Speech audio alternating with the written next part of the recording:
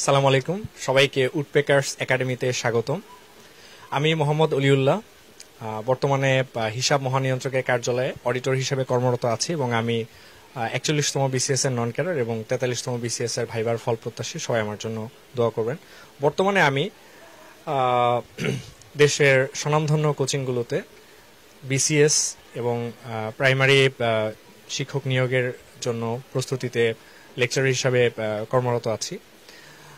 আজকে আপনাদের সাথে একটি অতি গুরুত্বপূর্ণ একটি বিষয় আলোচনা করব, সেটা হচ্ছে গণিতের কিছু বেসিক কৌশল, যেটাকে আমি বলবো যে কিছু বেদ বাক্য।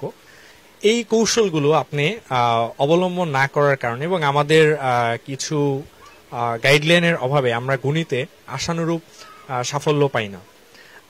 আপনারা যথেষ্ট পরিশ্রম করছেন এবং যথেষ্ট অনুশীলন করছেন, কিন্তু আপনাদের অনুশীলনগুলোর সাথে আমার যে ট্যাকটিক্সগুলো আছে এগুলো যদি আপনারা কিছুটা অ্যাড করেন তাহলে আপনার আরো কিছু ভ্যালু অ্যাড করবে।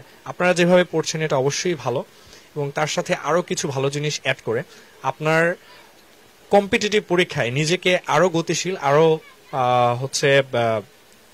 প্রিপেয়ার্ড করে গড়ে তুলতে পারবেন। এজন্য আমি আজকে আপনাদের কাছে 9টি কৌশল এবং 9টি বেদ বাক্য, আমি বলবো যে বেদ বাক্য আপনারা অবশ্যই গণিত চর্চার সময় এই কৌশলগুলো অবশ্যই মাথায় রাখবেন, যেটি আপনার গণিতকে আরো আরো আরো বেশি ডাইনামিক করে তুলবে ইনশাআল্লাহ। প্রথমেই আমাদের যে দৃষ্টিভঙ্গি চেঞ্জ করতে হবে সেটা হচ্ছে আমাদের গণিতের উদ্দেশ্য কি। ঠিক আছে, যে আমাদের যে ম্যাথ করছে এটার উদ্দেশ্য কি, এটা হচ্ছে আমাদের প্রথমে ঠিক করতে হবে। ঠিক আছে, প্রথম উদ্দেশ্যটি হচ্ছে আমাদের উদ্দেশ্য হচ্ছে অ্যান্সার বের করা। ঠিক আছে, আমরা অনেক কিছু করলাম পরীক্ষার হলে আমরা যা হচ্ছে ম্যাথ বুঝতে চাই, বুঝে বুঝে করতে চাই। নো, আমরা যখন পরীক্ষার হলে থাকবো তখন আমরা উদ্দেশ্য হচ্ছে অ্যান্সার বের করা। পরীক্ষার সময় আমরা অঙ্ক শিখবো না, আমরা অঙ্ক বাসায় শিখবো। তখন আমি যেভাবেই পারি, আমি দ্রুত সময়ে অ্যাপ্রোচের মাধ্যমে, যে কোনো অ্যাপ্রোচের মাধ্যমে যেভাবে পারি আমি হচ্ছে ডিজিটালি করি, অ্যানালগি করি, যেভাবেই করি না কেন আমার উত্তর বের করতে হবে। এটা হচ্ছে আমার প্রথম উদ্দেশ্য। এটার বিষয়ে আমার খুব সতর্ক থাকতে হবে। এবার আমরা আলোচনা করব দ্বিতীয় টেকটিক্সটা, সেটা হচ্ছে পিকচার করতে পারা। 2 নম্বর টেকটিক্সটা হচ্ছে পিকচার করতে পারা। পিকচার করার ক্ষেত্রে আমরা প্রথমে যে বিষয়টা মাথায় রাখবো যে পুরো ম্যাথটা বা অঙ্কের যে প্যাটার্নটা আছে বা অঙ্কের যে কি চেয়েছে কোশ্চেনে, এই বিষয়গুলো আমার খুব সুন্দর করে পড়তে হবে। অঙ্কে কি কি ইনফরমেশন দেওয়া আছে, কি চেয়েছে, কি কি অ্যাপ্রোচ করতে হবে এই বিষয়গুলো, এবং যে একটি ট্রেন আসছে, একটি ট্রেন যাচ্ছে, একজন মানুষকে ক্রস করছে, এই বিষয়গুলো খুব সুন্দর করে করতে হবে। যখন আমরা লাভ ক্ষতির অঙ্ক করি, যেমন একটি পণ্য 20% ক্ষতিতে বিক্রয় করেছে, তার মানে এটার কস্ট ছিল 100 টাকা এবং বিক্রয় করা হচ্ছে 80 টাকায়। তখন আপনার নিজেকে সেলসম্যান মনে করে যে আমি নিজে সেলসম্যান, আমি জিনিসটা 100 টাকায় কিনেছি, 80 টাকায় বিক্রি করছি, আমার 20% লস হচ্ছে। এই প্রোডাক্টটা আমি আরো 10% লাভে বিক্রি করতে হলে আমাকে কি করতে হবে, ক্রয় মূল্যের চেয়ে 10% লাভে, মানে হচ্ছে 100 টাকার প্রোডাক্টটা আমার 110 টাকায় সেল করতে হবে। নিজেকে কিছু সময়ের জন্য সেলসম্যান মনে করতে হবে। মানে এই বিষয়গুলো হচ্ছে পুরো জিনিসটা আমাকে পিকচার করতে হবে। ঠিক আছে, পরবর্তী বিষয়টা হচ্ছে যে রিলেট করতে পারা। রিলেট করতে পারার বিষয়টা হচ্ছে আমার পুরো বিষয়টা আমাকে বাস্তবের সাথে রিলেট করতে হবে। যেমন আমরা যখন কোনো ট্রেনের অঙ্ক করব তখন আমরা হচ্ছে যে ট্রেনের একটা চিত্র আঁকবো। ট্রেনের একটা চিত্র এঁকে আমরা দেখবো যে একটা ট্রেন আসছে, একটা প্ল্যাটফর্ম ক্রস করছে। এই বিষয়গুলো যখন আমি একটা ছোট করে একটা স্কেচ আঁকবো তখন আমার নিজের অঙ্কটা বুঝতে সুবিধা হবে এবং স্যারকেও বোঝাতে সহজ হবে। তখন আমার অঙ্কের যে প্রত্যেকটা অংশ আছে, অংশগুলো আমার কাছে একদম ক্রিস্টাল ক্লিয়ার হয়ে যাবে। যার কারণে আমরা বীজগণিতে অনেক অনেক স্টুডেন্টরা ভালো হওয়া সত্ত্বেও তারা পাটিগণিতে দুর্বল হয়ে যায়, কারণ তারা বিষয়টা খুব জটিল করে দেখে। এটা আপনি যখন বাস্তবের সাথে রিলেট করবেন তখন আপনার জিনিসটা খুবই সহজ মনে হবে এবং জিনিসটাকে হৃদয়ঙ্গম করতে হবে, হৃদয়ঙ্গম করতে পারবেন এবং অঙ্কটা আপনার কাছে কখনোই বার্ডেন মনে হবে না, বরং এটা আপনার কাছে একটা চ্যালেঞ্জ মনে হবে। মনে রাখবেন, প্রতিটি অঙ্কই আপনার জন্য একটি চ্যালেঞ্জ। এটি কোনো পরীক্ষার মার্কস না, এটি কোনো পড়াশোনার বিষয় না। প্রতিটি অঙ্ক হচ্ছে আপনার জন্য একটি চ্যালেঞ্জ, একটি নতুন অঙ্ক মানে একটি নতুন চ্যালেঞ্জ। এজন্য গণিত সবসময় আপনাকে চর্চা করতে হবে। আমাদের 4 নাম্বার যে টেকনিক সেটি হচ্ছে প্রতিটি বিষয় পার্ট পার্ট করে বুঝতে হবে এবং পার্ট পার্ট করে আলোচনা করতে হবে। 5 নাম্বারটা সেটা হচ্ছে প্রতিটি বিষয় আমাকে পার্ট আলোচনা করতে হবে। যে 4 নাম্বার টেকনিকটা আমরা আলোচনা করব সেটা হচ্ছে আপনার প্রতিটি অঙ্কের যে স্টেপগুলো আছে, যেমন আমি আগে ক্রয় মূল্য বের করব, তারপরে হচ্ছে আমি এটার হচ্ছে যে বিক্রয় মূল্য বের করব, তারপরে হচ্ছে আমি ফাইনাল রেজাল্টে যাব। এই প্রতিটি পার্ট আমাকে আলাদা আলাদা করে বুঝতে হবে এবং এটাকে পার্ট পার্ট করে চাঙ্ক করে করে আমার হচ্ছে উত্তর বের করতে হবে। 5 নাম্বার যে টেকনিকটা সেটা হচ্ছে আমার অঙ্কের ক্ষেত্রে প্রথমে ইনফরমেশন, তারপরে হচ্ছে কি চেয়েছে, তারপরে হচ্ছে আমি পদ্ধতির মাধ্যমে আগাবো। প্রথমে আমার অঙ্কে মার্ক করে ফেলতে হবে যে এখানে কি কি ইনফরমেশন দেয়া আছে। ঠিক আছে, যখন আমরা খিচুড়ি রান্না করি আগে আমার হচ্ছে কাটাকুটি করে সবগুলো ঠিক করতে হবে, তারপরে হচ্ছে যে আমার হচ্ছে যে টেকনিক অ্যাপ্লাই করতে হবে, তারপরে যে ফাইনালি আমার রান্না বান্না করতে হবে। ঠিক সেম একইভাবে আপনারা হচ্ছে প্রথমে কি কি ইনফরমেশন দেয়া আছে এবং ভালো করে দেখবেন যে কোয়েশ্চেনে কি চেয়েছে, এটা খুব ভালো করে দেখতে হবে এবং ম্যাথ করার পরেও আমার দেখতে হবে যে এখানে কি জিনিস চেয়েছে। তারপরে হচ্ছে আমরা এখানে ফর্মুলা অ্যাপ্লাই করব, শর্টকাট অ্যাপ্লাই করব বা বিভিন্ন সূত্র অ্যাপ্লাই করে আমরা হচ্ছে পদ্ধতির মাধ্যমে আমরা আমাদের চূড়ান্ত যে রেজাল্ট আছে বা অ্যান্সার আছে সেখানে পৌঁছে দেব। 6 নাম্বার যে টেকনিকটা আছে, 6 নাম্বার টেকনিকটা হচ্ছে আমাদের এখানে 1+5 ফর্মুলা, 1+5 মিনিট ফর্মুলা। ঠিক আছে, 1+5 মিনিট ফর্মুলাটা হচ্ছে আমরা যখন অঙ্ক করতে থাকি যে আমরা একটা অঙ্ক নিয়ে আমরা ঘন্টার পর ঘন্টা সময় কাটিয়ে দিই, তখন যেটা হয় আমাদের মূল্যবান কিছু সময় নষ্ট হয়। পরীক্ষার হলে আপনি যখন সারাদিন যদি আপনি ম্যাথ করতে সময় চলে যায় তাহলে আপনার বাংলা, জিকে, আপনার হচ্ছে ইংলিশ, এটার ক্ষেত্রে আপনার কি হবে, সময়টা চলে যাবে। সেই ক্ষেত্রে আপনি যখন পরীক্ষার হলে ম্যাথ করবেন তখন আপনি 1 মিনিটের বেশি সময় দিবেন না। এর যদি বেশি সময় লাগে তখন আপনি পরের কোশ্চেনে চলে যাবেন এবং পুরা পরীক্ষার শেষে আপনি ব্যাক করে তারপরে হচ্ছে অঙ্কটা করবেন। ম্যাথ করার ক্ষেত্রে আরেকটি কুসংস্কার হচ্ছে যে আমরা যখন ম্যাথ করার সময় বাসায় যখন ম্যাথ করি তখন একটা অঙ্ক নিয়ে গবেষণা করতে করতে আমি সারাদিন পার করে দিই, কিন্তু আমাদের কম্পিটিটিভ পরীক্ষা আমাদের সময় খুব কম, বাসাতেও সময় কম, পরীক্ষার হলেও সময় কম। সেই ক্ষেত্রে আমি বাসায় ম্যাথ করার সময় আমি অবশ্যই 5 মিনিটের বেশি সময় নিব না। এর পরবর্তীতে আমি এটা কি করব, যে এক্সপার্টের হেল্প নিব, যে আমাদের সিনিয়র বড় ভাই বা আমাদের পেজে আপনারা হচ্ছে পোস্ট করবেন, গ্রুপে পোস্ট করবেন, অথবা আমাকে সরাসরি ফোন দিবেন, অথবা আপনি হচ্ছে আমাদের যে হচ্ছে কোনো টিচারের কাছ থেকে আপনি এটা সরাসরি বুঝে নিতে পারেন। এজন্য আমি বলবো যে পরীক্ষার হলে 1 মিনিটের বেশি নয় এবং বাসায় 5 মিনিটের বেশি গবেষণা নয়। ঠিক আছে, এবার আমরা 7 নাম্বার যে টেকনিকটা, 6 নাম্বার টেকনিকের পরে আমরা আলোচনা করব হচ্ছে 7 নাম্বার টেকনিকটা।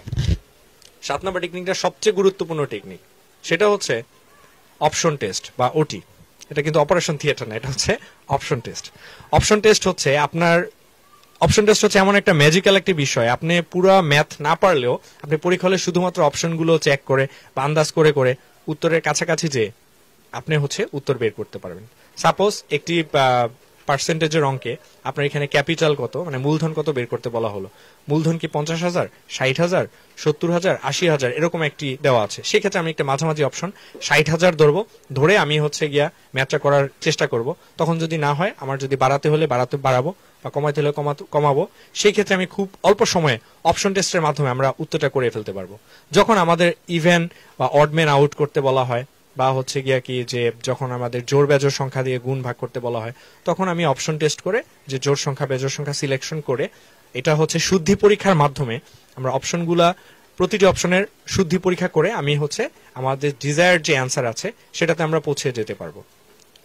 এরপরের যে আমরা টেকনিকটা আলোচনা করব সেটা হচ্ছে 8 নাম্বার টেকনিক, এবং সেটিও একটি গুরুত্বপূর্ণ এবং একটি স্মার্ট অ্যাপ্রোচ।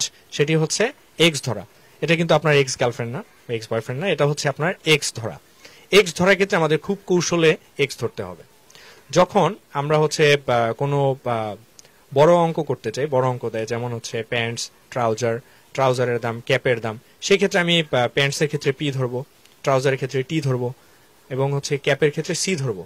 আপনি যদি XYZ ধরেন তখন আপনি কিন্তু বুঝতে পারবেন না যে আপনি শুরুতে কোনটা আপনি ক্যাপ ধরেছিলেন, ক্যাপ কি এক্স ধরেছিলেন নাকি ক্যাপের জন্য ওয়াই ধরেছিলেন।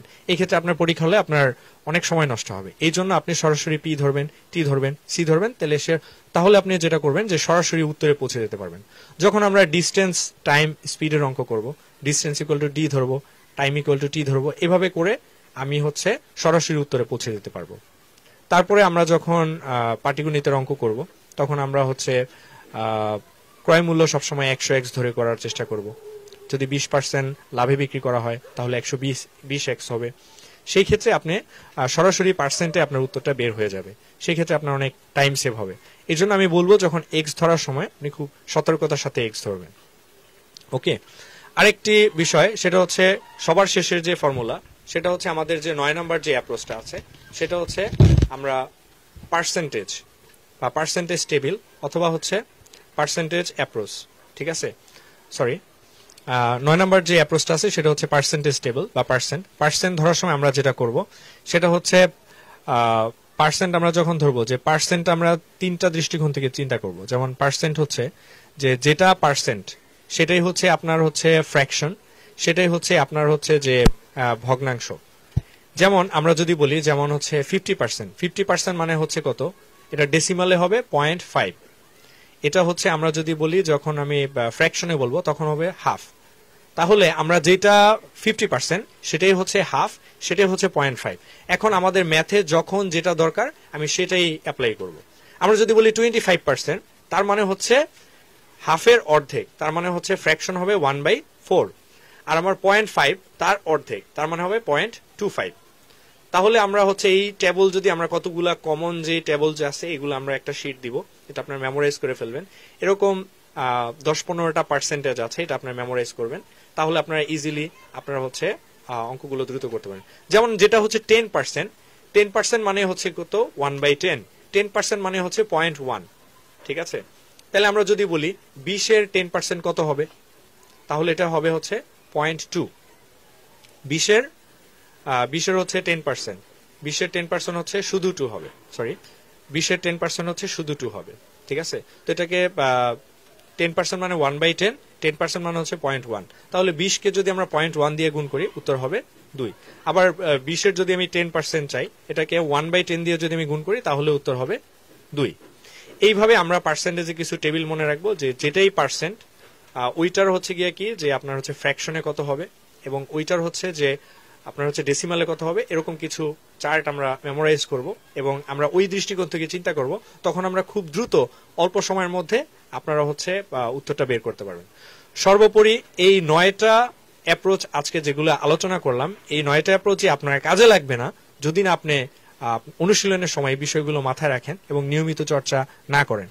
এই জন্য যেটা করতে হবে, আমি সবসময় সব ছাত্রকেই বলি, যখন আমি যে কোনো কোচিং এ ক্লাস নিতে যাই তখন আমি একটা কথাই বলি যে আপনার গণিত হচ্ছে চর্চার বিষয়। আপনারা যখন গণিত করবেন তখন আপনারা অবশ্যই প্রতিদিন 1 থেকে 2 ঘন্টা সময় আপনার এর পিছনে অবশ্যই দিতে হবে। আপনি একদিন 10 ঘন্টা, একদিন 20 ঘন্টা ম্যাথ করলেন, পরের দিন আপনি করলেন না 1 সপ্তাহ, এটা কোনো কাজে হবে না। আপনি একদিন 20 ঘন্টা অঙ্ক করার চেয়ে আপনি 20 দিন 1 ঘন্টা করে করে যখন আপনি অঙ্ক করবেন তখন আপনার অঙ্কটা বেশি শক্তিশালী হবে। এবং আমাদের ব্রেনের যে একটা পার্ট আছে, যে অ্যানালিটিক্যাল পার্টটা আছে, সেটাও আপনার সচল থাকবে। আপনার গবেষণায় দেখা গেছে আপনি যদি নিয়মিত অঙ্ক না করেন আপনার হচ্ছে ব্রেনের কার্যকারিতা অনেকাংশেই কমে যাবে। তো সর্বোপরি বলবো যে আমাদের যে মডেল টেস্টগুলো আছে, এই মডেল টেস্টের প্রতিটি মডেল টেস্ট আপনার মূল পরীক্ষা মনে করে আপনারা হচ্ছে সিরিয়াসলি দিবেন, যাতে হচ্ছে আপনার মূল পরীক্ষাটা একদম মডেল টেস্টের মতো ইজি মনে হয়। এই জন্য আপনার প্রতিটি মডেল টেস্টকে এবং মডেল টেস্টের প্রতিটি ম্যাথকে আপনার 100% বুঝে বুঝে করতে হবে।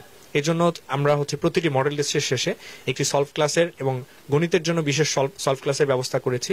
এই জন্য আপনি একটি মডেল টেস্টে যদি আপনি 10টি করে ম্যাথ শিখেন, আপনি 20টি মডেল টেস্টে প্রায় 200 ম্যাথ শিখতে পারছেন, যেটা হচ্ছে আপনার নর্মালি বাসায় থেকে খুব কম ক্ষেত্রেই করা হবে এবং বুঝে বুঝে করা হবে না। তো এই জন্য আমি আবারও বলছি, বেশি বেশি করে ম্যাথের চর্চা করবেন এবং অনুশীলন করবেন। এছাড়াও আপনারা হচ্ছে বুঝে বুঝে ম্যাথ করার চেষ্টা করবেন এবং কৌশলে ম্যাথ করার চেষ্টা করতে হবে, কারণ কম্পিটিটিভ পরীক্ষায় আপনাকে কম্পিটিশনে এগিয়ে থাকতে হলে অবশ্যই একটু ভিন্ন ওয়েতে হাঁটতে হবে। সবাই আমাদের পেজে লাইক, কমেন্ট, শেয়ার করে কানেক্টেড থাকবেন নিজের স্বার্থেই, ঠিক আছে।